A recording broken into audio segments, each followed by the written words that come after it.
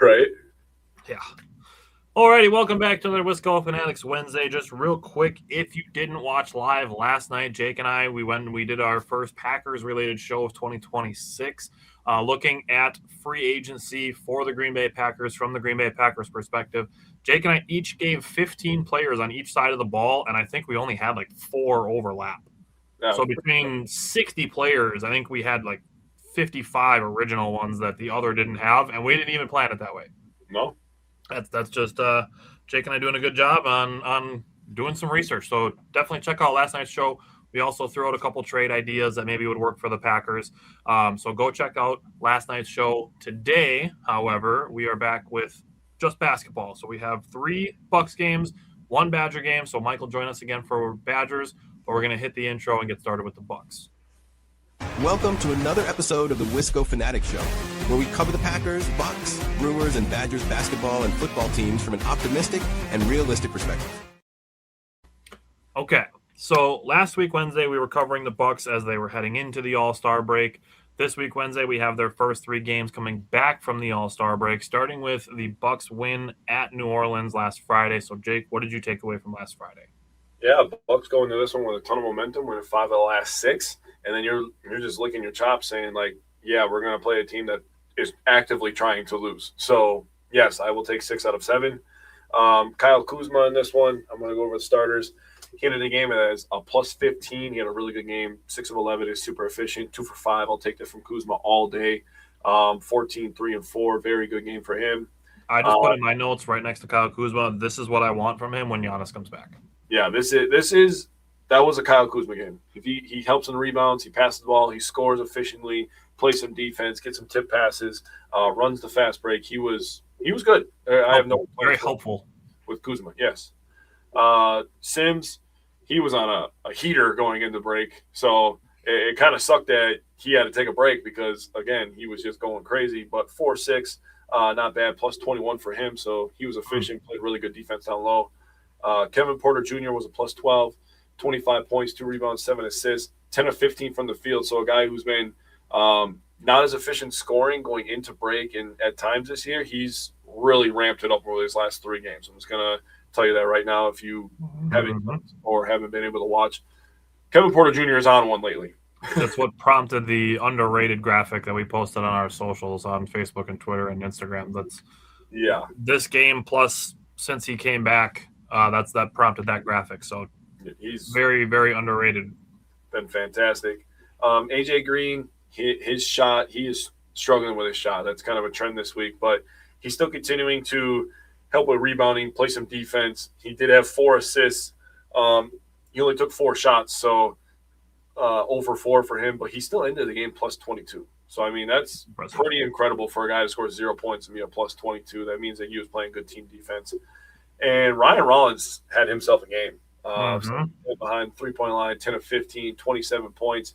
He had 4 steals and 2 blocks as well. So both ends of the court, he was tremendous.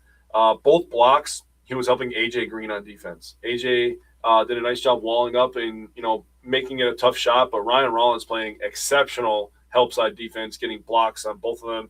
And on the one that happened in the third quarter where he pinned it on the glass, it actually ended in a 3-point shot. So that was elite defense. Bobby Portis, double-double for him, so really good game for him as well. Nance, 10 points, 22 minutes. I have a thought that I want to say about Nance going into the Raptors game. But 2 minutes for him, 10 points, 5 rebounds, and he was doing his normal stuff. He was moving everywhere, setting good screens, getting tip-outs. I mean, he was doing his normal Pete Nance stuff. So sight for sore eyes, honestly, from a team that looked like they had dead legs halfway through the first half of the season. And Pete Nance has completely changed the energy of this team. In my opinion, he's one of the leaders in that cause. Jang, he played great as well. 6 shot attempts, 1 for 1 from 3. So as long as they keep bringing him along steadily and getting him, 3-point looks, absolutely okay with that. 2 more things. So I want to talk a little bit about Cam Thomas. Cam Thomas, 0 for 1 in the first quarter. You're like, that was a terrible shot too. I'm like, God, Cam took 1 bad shot and it just unlocked him. Yeah, he was like, oh yeah, don't do that. I forgot. I'm not in Brooklyn. What if I don't do that and I just do this? Yeah, the second quarter was elite. 7 of 9 from the field, 1 of 2 from the 3-point line. That was his only 3-point make. He went 1 for 6 in the game, but he had 15 points in the second quarter. And the most important thing for me was 5 of his 9 shots came from the lane. So he was getting downhill, getting in the lane, and getting efficient shots, and he was making them. So great job for him. Third quarter, he was 2 for 4, over 2 from 3. He had 4 points. In the fourth quarter, 2 for 3, 4 points. So 23 of his 27 came from the field. He shot 6 free throws, made 4 of them. So I have a question for you before I pass it off to you, but I'm going to say one last thing. The Bucks scored 141 and 139 in 2 games versus the Pelicans, which is insane. They scored 62 and 60 points in the paint in those 2 games. So they got downhill. They were efficient. And the first game should have never went to overtime, but that's whatever. We ended up winning the game. So only 4 players shot free throws for the Bucks. Can you name them? Kevin Porter Jr.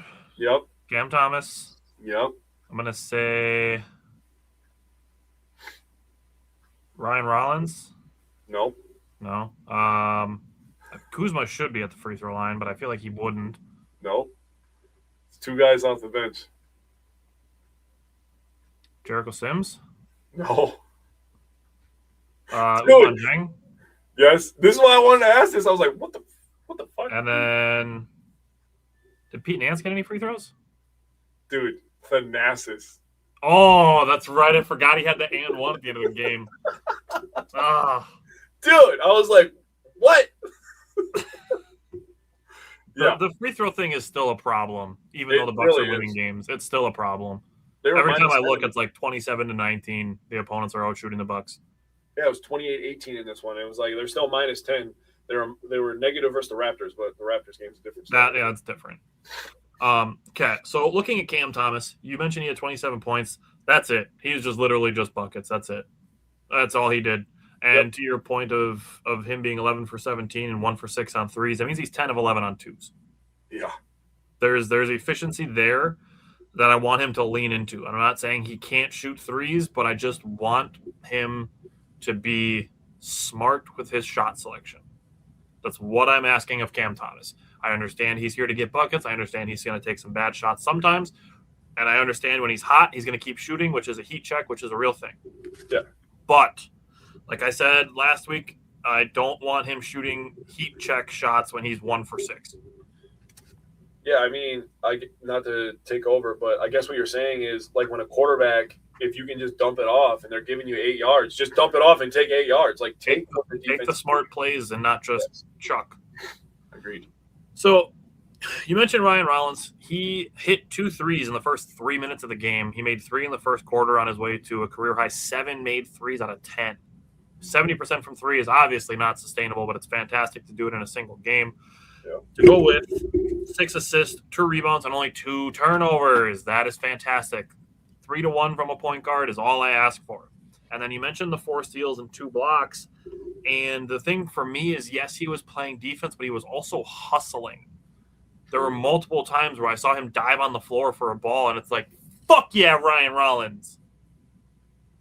Loved it. I have absolutely 0 complaints about Ryan Rollins this game. He's still got growing to do, so I'm going to complain about him a little bit later, but I'm going to do it constructively.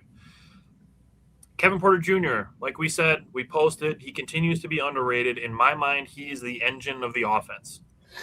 The third quarter, the ball got stagnant for a little bit. The ball movement slowed down a little bit. Kevin Porter Jr. comes in. The ball immediately starts moving more quickly. The offense picks up, and the game opens up.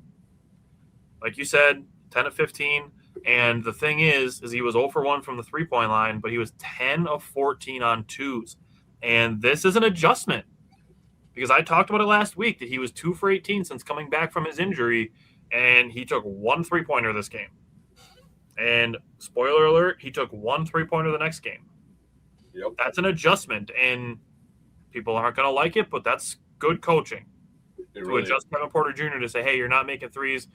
Let's give you the ball going downhill. Let's get you in the paint. Let's get you easier buckets. Let's get you some mid-range. That's where you're hitting. So that's good. That's an adjustment that I think is very, very well done. You mentioned Kuzma. Talked about him already. Bobby Portis, he started like 7 for 7 from the field and finished 8 of 12. He flowed for the most part. He did force a couple shots, but again, when you're starting 7 for 7, I'm probably going to jack up some shit too. You're not wrong. Like you said, he had the 17 points, 11 rebound, double-double.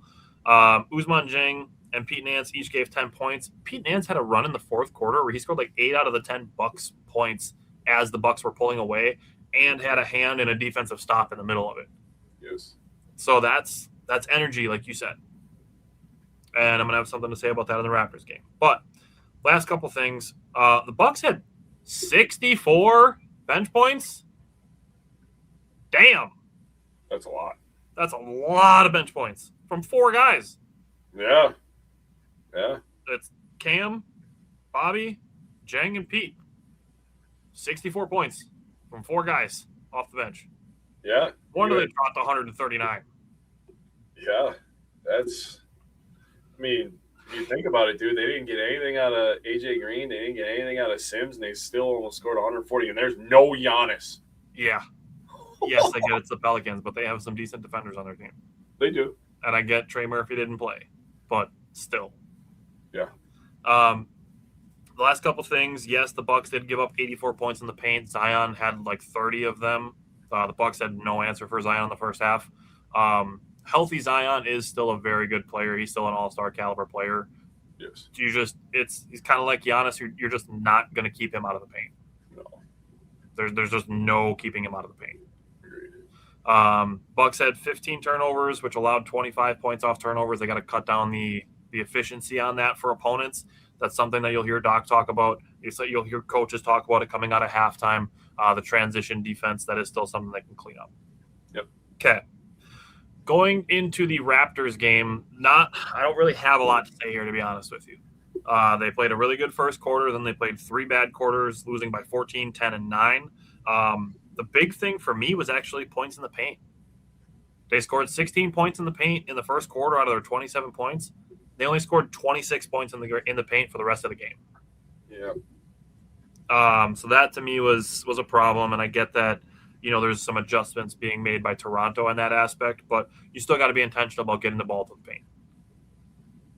However you're able to do it, whether it's a coaching change strategy-wise or a player mentality change, but you got to be able to get the ball to the paint, especially since you're capable of it because you did it in the first quarter. Yeah. The Bucks were 9 of 32 from 3, which is really, really ugly. It's 28.1%. And the bench, 1 for 11 on threes. That's a rough look. The Bucks had 32 points off the bench, which is half of what they had on Friday, and 15 of those 32 came from Cam Thomas. Yep. So half of your bench points essentially came from one guy. So need more from the bench in that. And looking at Jericho Sims and Bobby Portis, this kind of game, give Pete Nance minutes. Dude, that was literally my point, dude. Like, we're going to get to last night's game with the Heat, and Jericho and Bobby both played great, but in a game where they're both struggling and the Bucks are down by double digits for most of the game, give Pete Nance 30 minutes in that game. Seriously. Take a mulligan on trying to win and put in the guy that needs development. Yes. And then just looking at a tale of 2 efficiencies, Ryan Rollins struggled this game. He was 6 of 17 from the field. He was 4 of 7 on threes, so that's good. He did force some mid-range and some floaters, in my opinion. Forced a couple fadeaways, did still finish with 21 points. Had 9 rebounds, which is helpful, but 1 assist and 5 turnovers. Yeah. That screams better decision-making is needed. Taking care of the ball is needed. I mean, you can't have a 1 to 5 assist-to-turnover ratio. You just can't have that. But then you go to Kevin Porter Jr. He keeps playing at a high level. I would say pretty much the one bright spot from this game. 8 of 11 from the field, 1 for 1 from 3. Again, he's not hitting his threes so far since he came back from his injury. He took one, he made it, he didn't force anymore. He finished very efficient, 21 points, 10 assists, 2 rebounds, 3 steals, and only 1 turnover. Yep. That's why I'm saying, like, we're getting to a point, and I'm going to talk about it in the Heat game, with Kevin Porter Jr. and Ryan Rollins starting together. Kevin Porter Jr. is your point guard. Ryan Rollins is your shooting guard. Yes. Ryan Rollins is a average ball handler as a point guard. He is an above average ball handler as a shooting guard. And he's better off catch and shoot, so it just makes so much sense. And he fits the mold of what you would call like a combo guard, which is fine because you can have him play some point guard at times, but he should not be the Bucks' lead point guard, in my opinion. That should still be Kevin Porter Jr. He's a great playmaker for himself and for others. He takes care of the ball better, and he's got better size also. Like, I get that Rollins is long, but Kevin Porter Jr. is stronger, plays stronger. Yes. So, what did you have from Sunday? Yeah, so I guess I'll just start with Kevin Porter Jr. since that's where you left off. He had 10 assists, like you said. The team had 18. So he had 10 of the 18 assists, and 8 of the 10 guys that played in this game had 1 or 0 assists. Now, I'm counting Pete Nance in that since he played, but he only played 5 minutes. And I'm sitting here wondering, like, why did he play 22 minutes? Looked like he did versus the Pelicans. He was getting all these minutes, the couple weeks before this. Now you get to a situation where, it looked like, and, credit to the Raptors. The Raptors might be the worst matchup for the Bucks, like, literally in the Eastern Conference, just based on roster construction. Yep. They have the length, they have shooting, the way they play defense. They did a really nice job of taking a lot of our actions away and making us one-on-one players. Obviously, you can tell by the assist numbers. Dieng, he had 5 rebounds, 0.0 assists, 0 for 4 from the field. Actually, the guy who was second on the team in assists was Jericho Sims, but Jericho Sims actually might be an underrated passer if we're going to talk about it. Talking about last night's game, he might be an underrated playmaker at center. But Kuzma only getting 3 shot attempts after having 11 versus the Pelicans. I mean, that's just uncalled for in my opinion. That could be on coaching, but you also have to go with the flow of the game as well. You know what I mean? Right. So can't control everything. Excuse me. Sorry. You have here's what's frustrating for me is you brought up a conversation that you wanted to, like, maybe we're in a position where we have to give credit to Doc, and I'm like, you know what? Thinking about it, yes, we might be in that position, but I want to see what his rotations are over the next couple of weeks, and then immediately the Raptors game on Sunday is when Nance gets 5 minutes. And he can't figure out how much to play Sims because Miles Turner is back. And it's like, what are you going to do when Giannis is back? Like, that's just another whole situation that you're going to have to deal with Kuzma and Turner.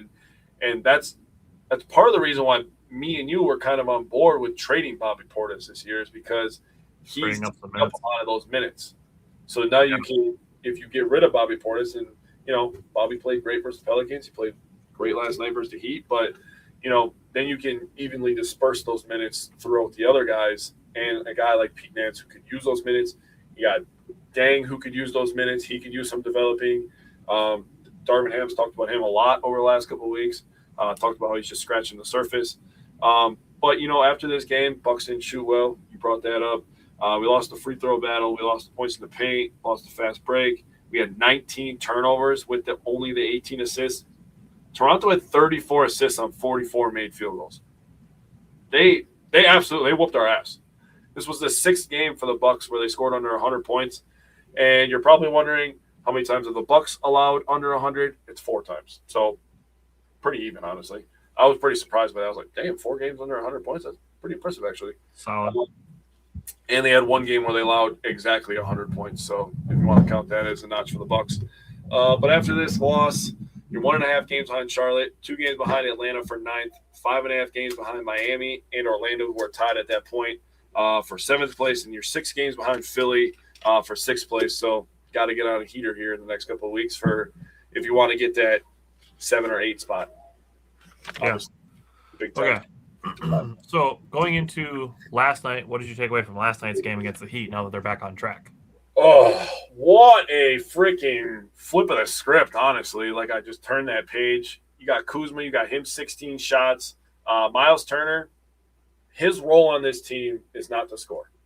Right. His role on this team is to protect the rim and stretch the floor for everybody else to have easier driving lanes. Yep. So him getting 5 shot attempts, he's going to have games where he makes 4 of them. That's great. He's going to have games where he makes 1 of them. Also great. He's doing his job still. Yeah. And he played 18 minutes last night. Yeah, A-okay with that. 32 points, 7 rebounds, 7 assists for the man of the hour, Kevin Porter Jr., 11 of 20, 204 from 3. I'm going to break down what he did a little bit more here. Ryan Rollins had a good game, 21 from him, 9 of 16, so he didn't force too much. I'm not going to say anything about what he did in fast break because that's your forte this year, and I'm going to let you have that.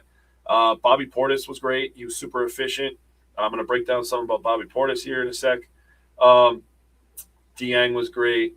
But Jericho Sims, dude, 8 points, 10 rebounds, 5 assists. I was like, God damn, bro. Like, this guy is becoming important for the Bucks. Yeah. Like, why did we not play him more early in the season? I'm starting to wonder, seriously. But to get this game started, Kuzma and Rollins were really controlling all the scoring in the first quarter.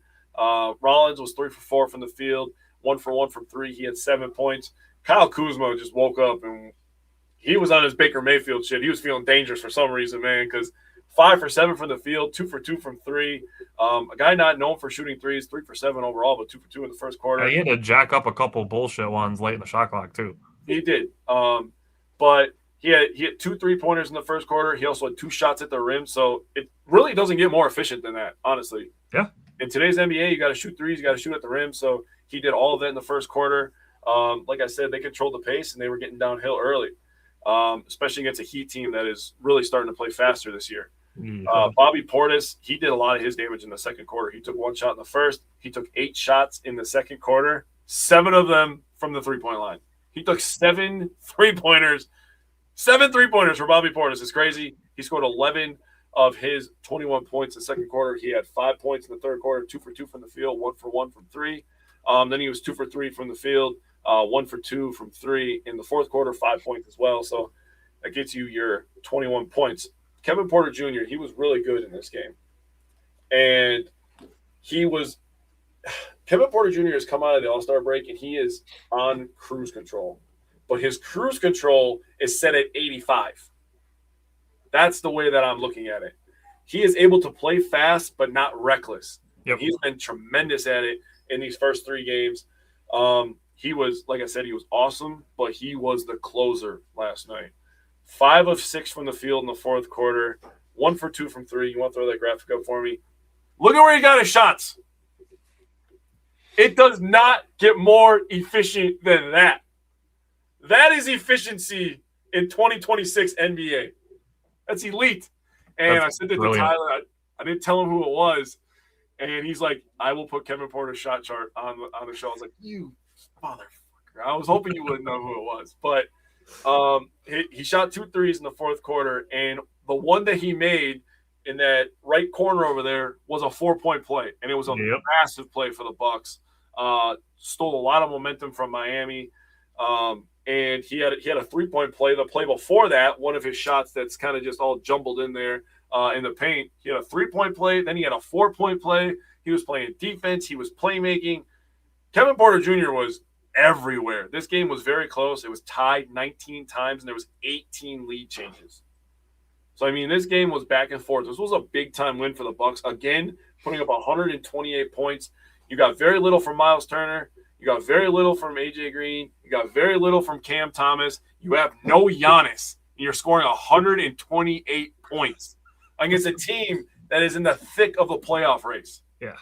The Bucks' offense is not a problem anymore, and the defense has improved. I have some ideas that I'm going to break down about the defense, but, man, this team is starting to play its best basketball at the right time of the year. Yeah, I agree. Okay, so I'm just going to leave off on Kevin Porter Jr. You talk about 13 of his 32 coming in the fourth quarter. That 32 points did tie his season high. So go with 7 assists, 7 rebounds, 2 steals and a block, to your point, on his defense, and 1 turnover. Yeah. He's giving you 32, 7, and 7, and only 1 turnover to go with 2 steals and a block. Ryan Rollins. I was so happy in the first half. He's driving in transition, and he's one-on-one with Bam Adebayo in the paint.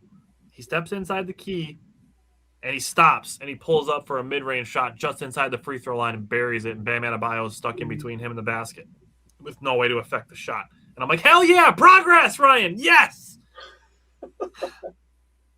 Then in the second half, God damn it, he tries to drive past Bam, and he just throws up a hook shot, and it goes off the side of the backboard. And I'm like, God damn it, Ryan! Like you literally had me in the first half. Can I pause it for 1 second, brother? When he shot that one, you texted me. I was like, yeah, that was a nice shot. And then the one in the second half, when he shot that, I was just like, I'm just waiting for you to say something. I'm like, bro, Tyler's gonna be so fucking pissed at that shot, dude. I was like, oh, we got progress. I'm like, I have video evidence of him progressing in something that I want to see him do, which is to not force runners and like running layups against taller, more athletic defenders. Yes. And he did it. And I'm like, yes, that's beautiful. A stop and pop mid-range. I'm like, do that all the time. That's perfect. It gets you a good look. It's easier for you to change speed as a guard than it is for a power forward. Then in the second half, he did the thing that I don't like it when he does. So he forced a little bit. He did still finish with 21 points, 4 rebounds, 5 assists, 2 steals and a block, but 4 turnovers. He's got to cut those down. Just a couple silly ones. But then I will say, to go back into transition with Ryan Rollins leading a fast break, there was another one in the second half. It was actually in the fourth quarter that he drove down basically to the elbow and kicked out to Bobby Portis for a 3. Those are the kinds of things where it's like, okay, if I'm looking at those 3 transition plays, he did the right thing on 2 of them. Yeah. That I can live with, and that I can see as, okay, he's making progress in his development. That is good. Yeah, sure. You mentioned Kyle Kuzma getting off to a good start for the Bucks. He scored 7 of the Bucks' first 11 points, had 15 of his 19 points in the first half. Yeah. We talked about Kevin Porter Jr., and I talked about Ryan Rollins. I meant to flip this around a little bit. But one thing that I talked with somebody about today is that they are playing better together. They're gelling. The 4-point play that you mentioned when we had the shot chart up, Ryan Rollins was actually in trouble. Late in the shot clock, he got down to about the elbow area, just inside the elbow, lost his dribble, and was pivoting, trying to find somebody open. Kevin Porter Jr. cut to the opposite corner. Rollins found him for the 4-point play. And they were both like in each other's faces, like hyping each other up and laughing and making faces at each other and stuff. Like they're playing together well at the right time. Do you want to stat about those guys? What's that? You want a stat about both those guys? Yeah, do it. Complete list of players averaging 20 points, 5 rebounds, 5 assists on 48-plus shooting so far in February. Is it just the 2 of them? It's Shea, Nikola Jokic, Kevin Porter Jr., and Ryan Rollins. The Bucks have 2 of those son of bitches with 2 All-NBA first-teamers, MVPs, champions. They're both guards, and they're both growing, and they're both young. And they got this team going in the right direction. The Bucks' future is actually bright. And they're doing it together. With how bleak things looked 2 months ago, not even. Brother, we got a bright future. We got some players. Not even 2 months ago. I would go back a month ago, looking at late January when we lost Giannis again. Yeah, dude. And we're like, all right, here we go. Like, we're going to get a high draft pick, see if we can make a trade in the summer, and see if we can convince Giannis to stay. And right now, it's like the Bucks just beat the Heat without Giannis. Why would Giannis want to go to the Heat? They beat the Thunder without Giannis. Well, they were playing without Shea, but yes, I guess there was guys missing on both sides. But I mean, last night, the Heat played with who they have. Yeah, very true. Like, they had everybody. Yeah. And the Bucks beat them without Giannis. True that. So why would he want to go to Miami if they can be beat without him? Very true. So that's that. And then you throw in Ousmane Dieng. I mean, a month ago, we didn't have him yet. And he is a baller. True. Yes, like you said, he didn't score in the Raptors game. He was 0 for 4, but I'm going to double down on watching out for Kevin Durant comparisons. And it's not because I'm saying he's going to be the next Kevin Durant. That's not what I'm saying. But I'm saying his play style right now, it looks like Kevin Durant. The way that he's shooting off the dribble, stepping back, he's pump faking on threes, then taking one dribble and then stepping back and having wide open threes. He's shooting dribble pull-up mid-range. That's Kevin Durant's play style. Dude, for real. He's not doing as much back to the basket stuff, and he's not shooting quite as many like fadeaway jump shots and stuff like that, but he's capable of doing it. I'm glad he's not taking those shots because I don't think that's necessary with this offense. Like, the offense isn't built around him doing that, but he's playing that style. So his 11 points coming on 6 shots, making all 3 of his threes, having 6 rebounds, and then adding 2 steals, playing good defense. I mean, I don't know what else you can ask from a 22-year-old. Seriously. Who's been here for 2 weeks. Right. Bucks only had 11 turnovers, which is good. Did allow 16 points off those turnovers, so there's still a lot of efficiency there to cut down for their opponents. And then 14 offensive rebounds turned into 18 second chance points is high. I do think there was an opportunity, I guess. Doc could have mixed in some zone last night. Maybe that would have helped. But I don't think it's something you have to do just because you had an opponent score some second chance points against you. That said, I do think Doc did do a good job with rotations last night. I saw people questioning why we even have Miles Turner if Jericho Sims and Bobby Portis are going to play more than him. One, I think that was matchup dependent. Doc and the coaching staff talked a lot about how they were hunting matchups last night. And playing against Bam Adebayo, you throw bodies at him. And then the Bucks were using Bobby Portis to essentially counter the Heat trying to play small. And they're like, okay, we're going to put Bobby Portis out there and we're just going to have him baby whoever you're trying to play small ball for. So I'm fine with that. And then the other thing that I would throw out there is keep in mind Miles Turner is not far removed from a calf strain. And I'm at the point where, like, I'm not playing around with calf strains. I don't care whose it is. Yeah, seriously. We're I'm investing a lot of money in Turner. So, and I'm going to keep referencing the last 8 years of Achilles injuries, starting with calf strains. I'm not playing around with them anymore. If somebody's got a calf strain, I'm not playing around with it anymore. It's led to too many high-profile Achilles tears. So that's the second thing that I would say with that. With that, Jericho Sims played very helpful minutes, 8 points, 10 rebounds, 5 assists, like you said. That's a career high for him. And the thing that I want to say with Jericho Sims, and you mentioning that maybe we need to talk about him as an underrated passer, I don't even think it's necessarily that he's making like great passes or he's a great passer. I think it just goes to the fact that you keep the ball moving and good things happen. Marcus and Lisa talked about it like the whole night last night, that the Heat shoot the ball like in the first 8 seconds of the shot clock more than anybody, and they keep the ball moving and stuff like that. The Bucks, when their ball movement is good, they are dominant offensively. They really are. That goes to where Jericho Sims is kind of racking up a pretty decent amount of assists in the last 2 weeks. Yeah. Just keeping the ball moving. It's not even that he's like, breaking down defenses like Kevin Porter Jr. is and making the right reads and stuff. He's just catching, and he's either going up, turning, kicking the ball back, or finding somebody who is open. And just reading and playing within the offense. And I think Doc deserves credit for that.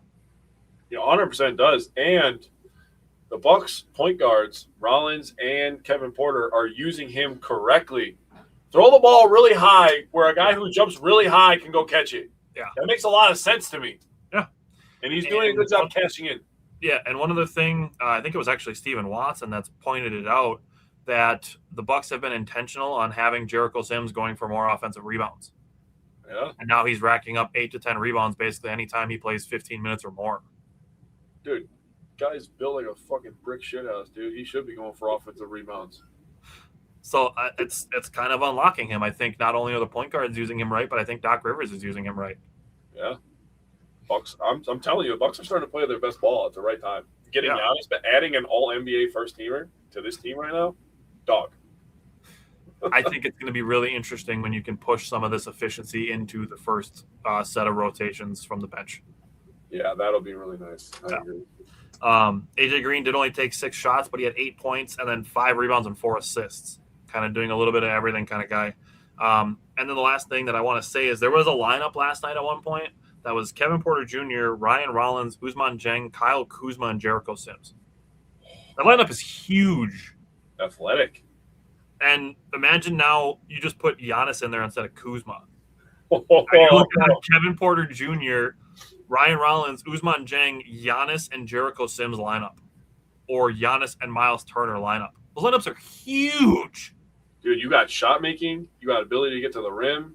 got athleticism, you got And a shit ton of defense. Yeah, you got dude. Jang has changed this roster a lot. He became the 3-and-D wing that we wanted, and he wasn't anywhere near our radar. No. And John Horst, if I had a hat, I'd take it off to you. Dude, that was a Nick Mears move for the Bucks. Man, for him to turn Cole Anthony and Amir Coffey into Usman Jang and Cam Thomas essentially is, dude, that's pretty fantastic GM work. I'm not gonna lie to you.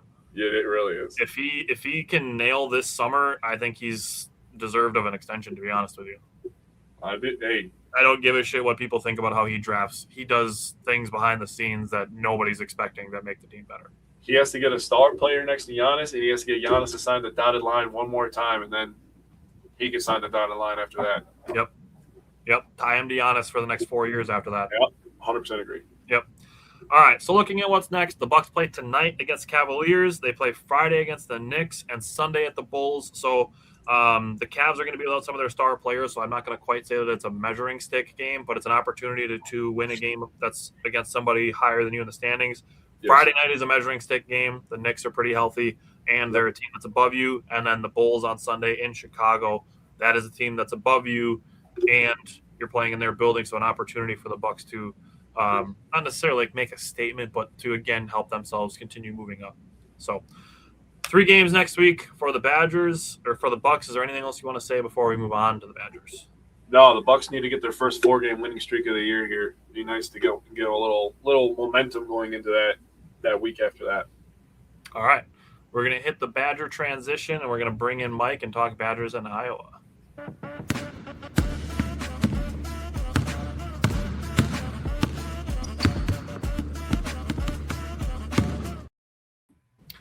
Alrighty, so switching to the Badgers. The Badgers only had 1 game last week, and it was an 84-71 win against Iowa on Sunday afternoon. Pretty entertaining game, honestly. But Mike, what did you take away from the guards? Yeah, so I guess I'll start first off. As you guys know, I was at the game. I got to check out the whole atmosphere and all that. And overall, I got to say it was decent for sure. It was fairly loud at times for sure. Even after the game, Coach Guard even credited the crowd in general. I thought it was good for the most part. I would like to see personally. I wish the students actually heckled a little bit more. Not like a super negative way, but just get into it a little bit. That's just my one biggest critique. But overall, great atmosphere, especially for a Sunday afternoon game, and also getting the ability to listen to Coach Randall, one of the assistants before the game, talking about strategy and whatnot going into it, and just getting his perspective on some random things. That was really cool to hear too, probably about an hour prior to tip-off. So great day at the Kohl Center for sure. And it was led by no other than my guy, Nick Boyd, who's on an absolute tear right now and is still, in my view, not getting enough respect in the Big Ten. Especially in the Big Ten. He should be getting some respect nationally, but he really should be in the Big Ten. Dude, the fact that he got left off, there was a list that was made today of the top 10 transfer portal players this year, and he got left off that list. I was like, oh, hell no. Not after he just bent Iowa over on national television. What are you talking about, dude? And like the top 10 with that, Jake, exactly. And there's a couple Big Ten Network analysts that came out with like their top point guards. Yep. And the dude wasn't even listed in the top 5. I was like, brother, he's been destroying all these point guards. What are you talking about? Right? Yeah. And I'm about to tell everybody why he should be in the top 5 right here. I mean, my goodness, 36 minutes. My dude almost had a triple-double, and it would have been the first time since Ethan Happ in 2019. 27 points, 9 rebounds, 10 assists, and 1 steal. Let's take that steal away and make that a rebound, please. Did Ethan Happ have his in points, rebounds, and turnovers? I didn't get that. I didn't look at that specificity. I'm sure it was assists, but specifically, yeah. But my dude had a 10-to-1 assist to turnover ratio in this game. That is insane. Kevin Porter Jr. on here. Absolute insanity there. And I mean, with the 27 points, I don't want to be too picky or anything, but he only took 3 3-point attempts and only made 1 of them. So And he was 8 of 9 from the free throw line. So when you're looking at that, it's like, all right, we got like he literally did what he was brought here to do. He attacked the bucket, got to the hoop. And with Iowa being historically a pretty good defensive team, Nick Boyd got, he cooked. I mean, this is the second time, I think more perspective. This is the second time all season that Iowa has given up. I wrote this down. Held Iowa to, or what was I going to say? Oh, yeah. Only the second time against Iowa, a team has scored more points than their team average. Only 2 teams have ever done that against Iowa this year. Wisconsin was just one of them. And our average was 83.1 going into today, and we scored 84. But still, that's still worth it. Hey, that still counts in my book, man. Yeah, dude. Yeah, but props to Nick Boyd. You hear it all the time, especially when March Madness, comes around. One of the biggest things, whether it's a Cinderella team or a good team, the thing that trends very well going into the tournament is guard play. So I think, this is absolute positives all around for Nick Boyd. He's obviously been here before, and he's a guy you definitely want on your team when you're going into March Madness, obviously given the experience that, that he has. But no, kudos to him. Hayden Jones did get 8 minutes in this game. He did have a nice up and under bucket, 2 points. He did have one rebound, 1 assist, and 1 block too. So for in limited minutes, still produced a little bit. Still think we're going to see him more, probably tonight in some capacity too. Probably around that 10-minute range if I had to guess. But no, man, overall, I mean, I mentioned the offensive stat to you guys against Iowa. That was great. Even on the defensive part, I thought we did a good job making adjustments, especially going into the second half. Yep. First half, definitely gave up some easy buckets there, giving up 40 to Iowa, and that is what it is. But my notes for the first half was that Iowa's spacing was better and they were getting to the paint more. So I completely agree with you that the adjustments were there. Mm-hmm. Yeah, when you hold Iowa to 30 in the second half, or a team in general, especially in this era, I guess, of college basketball, very impressive, I think, on that part. Badgers, they held Iowa with 3 field goals in the final 6 minutes and 14 seconds of the game. Nice. So they were able to close out this game right around that time period, and then basically took control of that last quarter of the game. So, I mean, big picture, I mean, I'm going to applaud Austin Rapp's progression. I think we gave him, I'll speak for myself. I know I gave him a lot of crap during this year. I think it's clear that he at this point. Yes, he does belong out there in the Big Ten. He's proved me wrong for sure, especially in this last month. I'm going to say when he's healthy anyway. Hey, slow down. I got some notes on that. Yeah. I got. I'm not going to give you numbers. I'm not going to say numbers. I just wanted to, applaud him. And I also wanted to say, like Coach Rano, when he was talking before the game, I asked him a question about, Austin Rapp's health and filling in the whole Jack Janicki role part. And he did say going into today that he is going to be active, but he's not 100% by any means. So the fact that he was able to do what he was able to do, that's dope as hell. And then the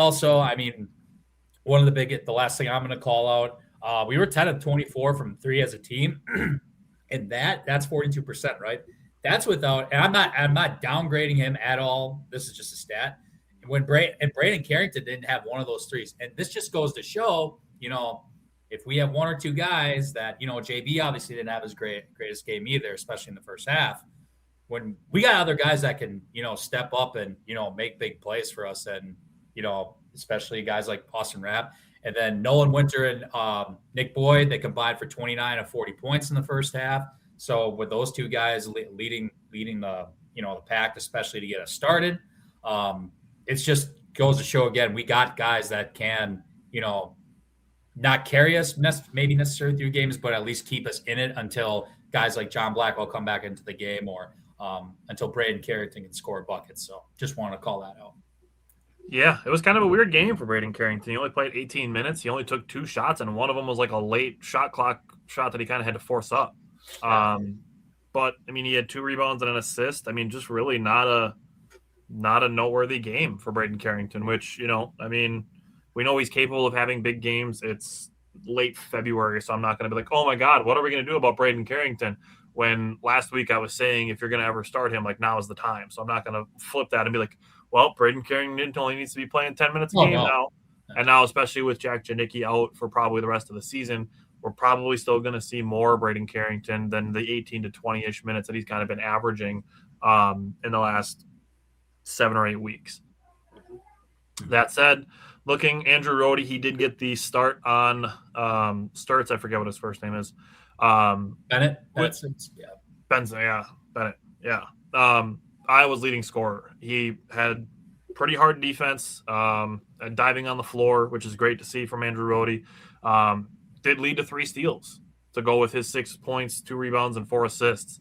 I would love to see Andrew Rohde making more of his open threes, but I'm not going to complain about a game like that, especially when you're going against the team's highest scorer. That does take more energy out, so I will pump the brakes on Andrew Rohde's scoring when you have the toughest defensive assignment. That takes a lot of your energy. And then John Blackwell, kind of a weird game for him too. He didn't take his first shot until like halfway through the first half. I mean, that equates essentially to not taking a shot in the first quarter of a game, which is really just kind of weird. His second shot was another one that the Badgers, to Mike's point about Iowa's defense, that he had to jack up at the end of the shot clock. I mean, those aren't shots that, I want to be like, yeah, he took 8 shots and he only made 2 of them. But I mean, you have to consider some of the context of some of those shots. And that's why people get critiqued for only looking at a box score and being like, oh, John Blackwell was 2 for 8 and he was 1 for 5 from 3. That's terrible. But the second half, he kind of took a back seat on offense with Nick Boyd driving and Austin Rapp riding shotgun. So the thing that I'm looking at for John Blackwell and being like, hell yeah, good job, is the fact that he made 8 out of 8 free throws. Yeah, that is great stuff from John Blackwell. So he finished with 13 points. 8 of them came from the free throw line, had 2 rebounds, an assist, a steal, and a block. So not his biggest game, but still played a part in the win. I just want people to know that Tyler and I don't talk about our notes during the week. Like, I don't find out what Tyler is thinking on his notebook until Wednesday afternoon at 4 o'clock. And we pre-record the radio show. He cuts it up, puts it on there. And I said some similar stuff about John Blackwell last night that honest to God, I didn't know that Tyler was going to say. And I was like, people want to get on John Blackwell, but it's hard for him to get into a rhythm when Nick Boyd is cooking. And you don't want to take the ball out of Nick Boyd's hand just to get Blackwell going. Shots. Blackwell has the ability to get going. Yep. Now, I do think I would like him to be the primary defender. I understand that Rohde is that guy too, and Rohde is a good on-ball defender and a playmaker. So if that's his role, that's his role. But I think that should be on guard to find a way to get Boyd and Blackwell going at the same time. That could be a challenge. And they have at times. Like, there's games where they've combined for like 49 or 50 points. Right, but you want them to both be playing their best ball over these next 4 games, then going into the Big Ten tournament before we get to the NCAA tournament. But let's get to the big men. So, Bielawskis, 4 points, took 2 shots, one of them a 3-pointer, 1 down low.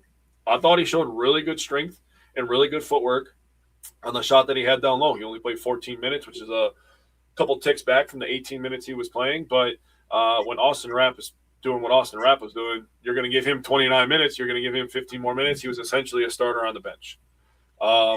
First, I'm going to go to Nolan Winter.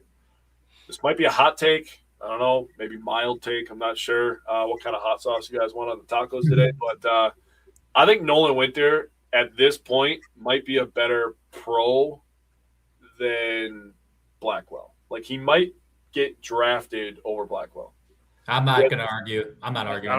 He has the ability to put the ball on the floor off a pump fake. He can get when he showed off the 3-point shot. He was 2 for 3 from the 3-pointer. The one that he missed was like a 35-footer, dude. It was like, okay, you were feeling yourself a little bit, buddy. Let's calm down a little bit. But 8 for 11 overall, 18 points.